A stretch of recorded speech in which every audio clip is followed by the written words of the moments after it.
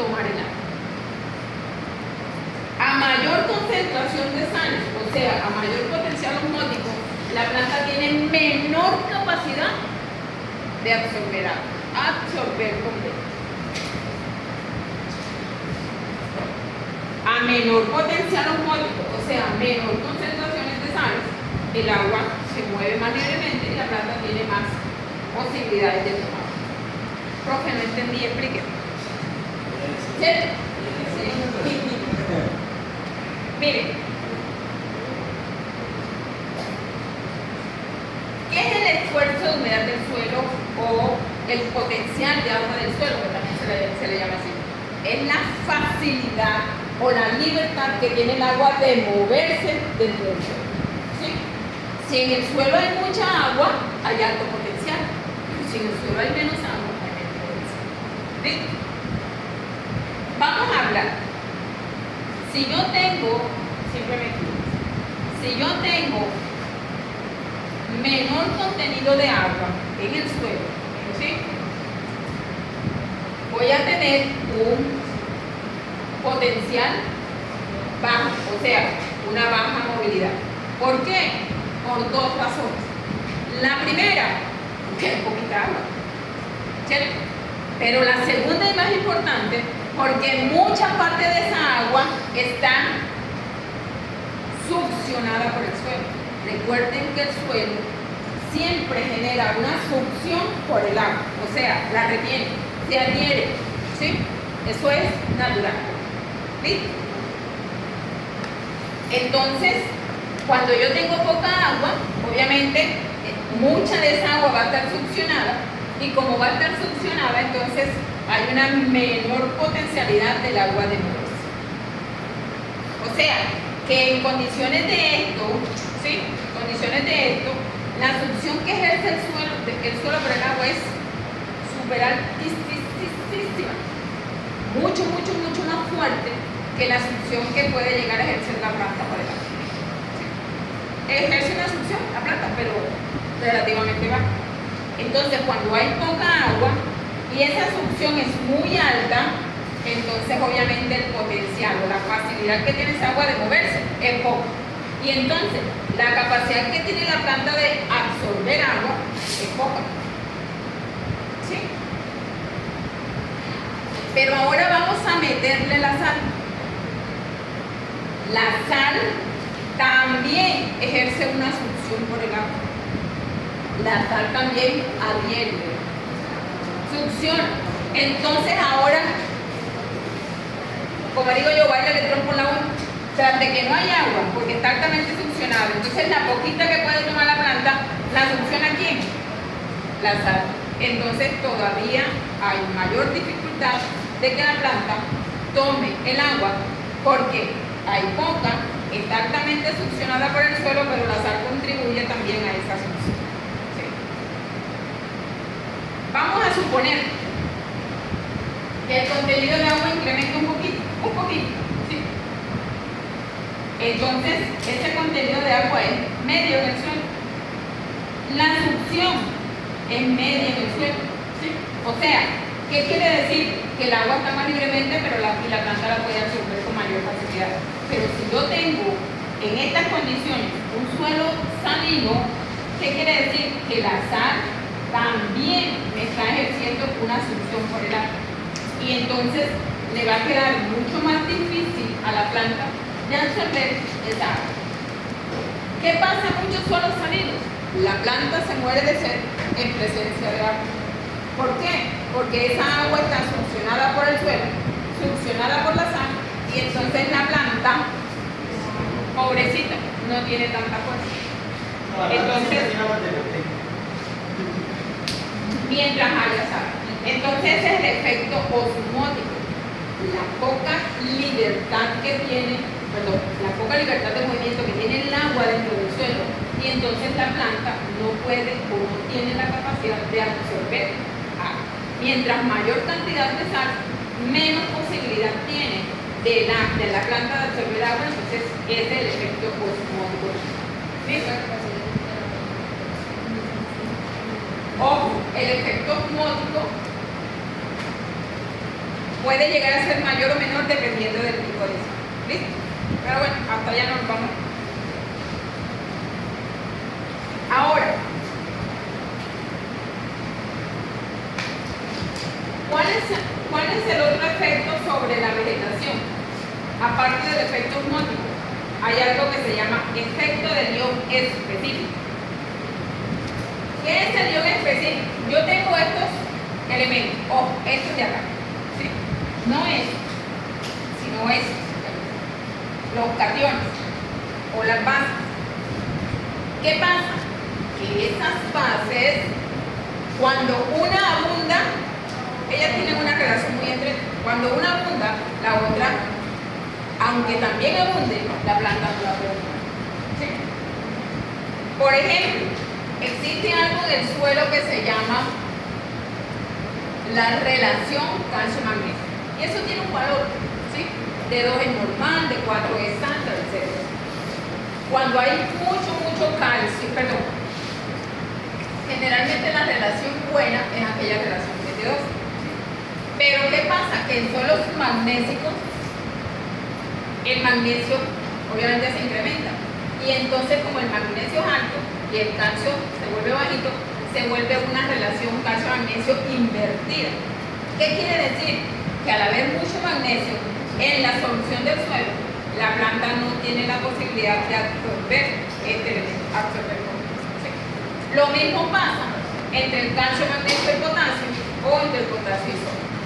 Entonces, cuando en la solución del suelo abunda, ¿sí?, un catión en específico, la planta tiene la posibilidad de tomarla, pero aquel catión antagónico, aunque esté en la solución, la planta no la puede tomar. ¿Sí? Y entonces ese es el efecto del ion específico.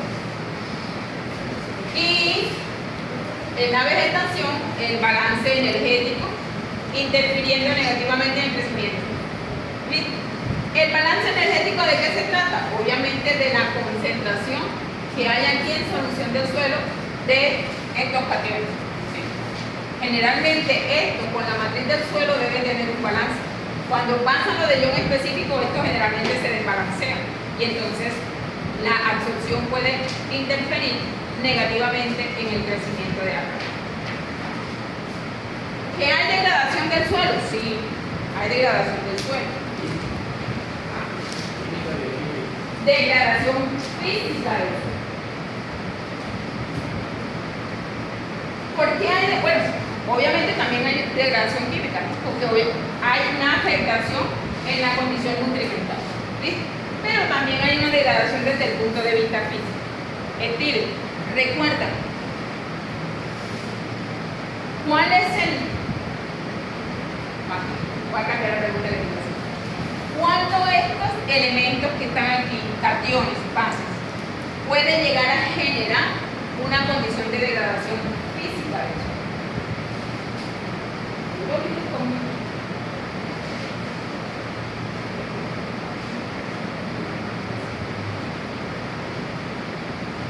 No te acuerdas. A ver, Israel. Dailza.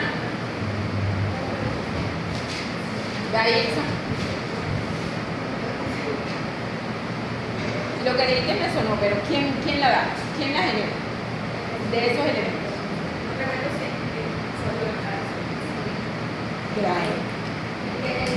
Somete el contenido de calcio solo tiende a flocular. O sea que el sodio de sí, aparte.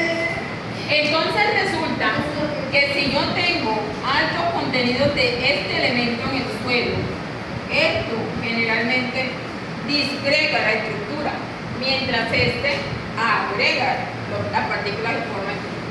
Entonces sales, por ejemplo, ricas en sodio, por ejemplo esta, pueden llegar a generar procesos de degradación desde el punto de vista estructural del suelo, ¿sí?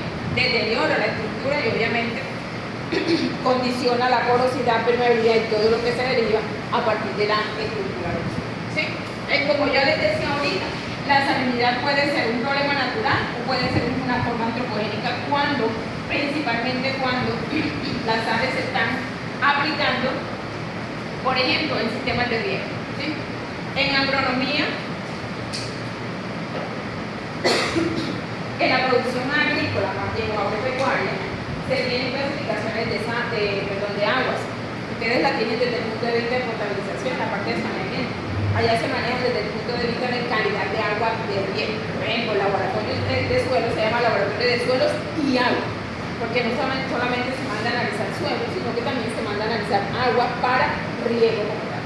Allá se manejan diferentes clasificaciones y hay una que es la C1S1, que es la bien, ¿cierto? La que no tiene concentración de sales y se puede usar. Pero hay otras aguas, por ejemplo, como la que están por allá por el Viajano Segundo, que tienen altos contenidos de sales y pueden llegar a generar procesos de salinización desde el punto de vista antrópico. Lo natural,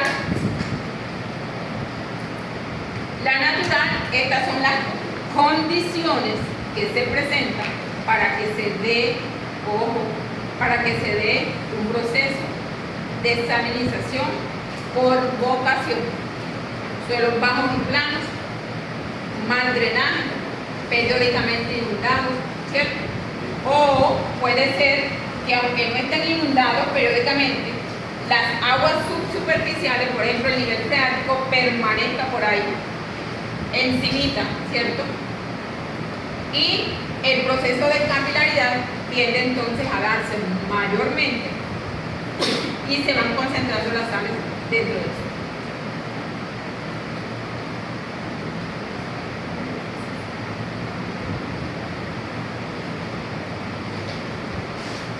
Suelo salino, por allá tengo otra foto también, suelo salino, ¿cierto?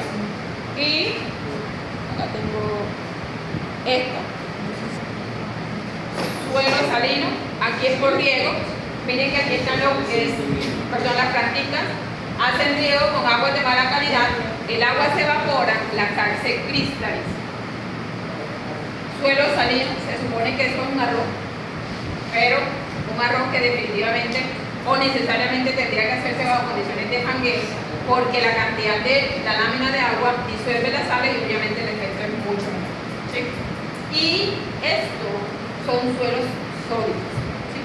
La condición que se presenta, la degradación estructural, llega a generar unas altas concentraciones de partículas totalmente disgregadas y llegan a formar estos, digo ya, puntos ahí encima del suelo o sobre el suelo.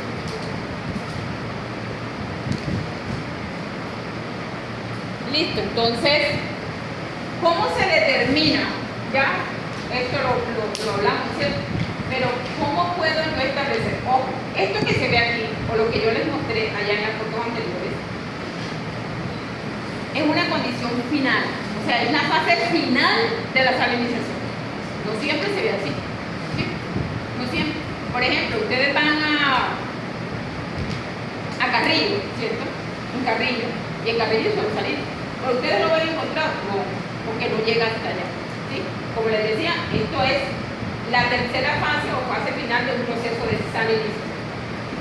Pero en zonas en donde no se dan esas condiciones extremas, ¿cómo puedo yo determinar si estoy en presencia de un suelo salino o no? Y se determina a través de algo que se llama conductividad eléctrica. ¿Qué es la conductividad eléctrica? Un parámetro que se utiliza para determinar la concentración de sales dentro del suelo, ¿sí? Se supone, ¿sí?, que una conductividad eléctrica con este valor en un suelo ya lo considero un suelo salino. El 2 es normal, ya de 2.5, 3 ya hay altas concentraciones de sales y obviamente ya de 4 o mayor de 4 genera entonces condiciones de suelo salino.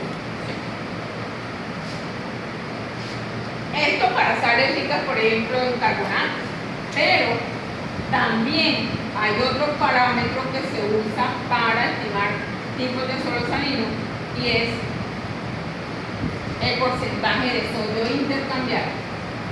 Esto es el decisimen por metro, que son las unidades, y este es el porcentaje, ¿sí? Aquí el valor mayor, igual o mayor a 15%, ya son suelos sódicos, y los suelos sódicos son bastante problemáticos. ¿Listo?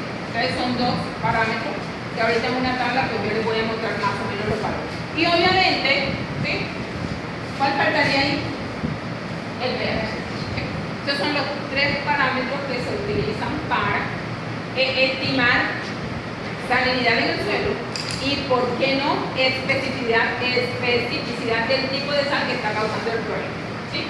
Hay otro que se llama el RAS, ¿sí? O SAR, por sus siglas en inglés. El RAS, que es relación de absorción de sodio.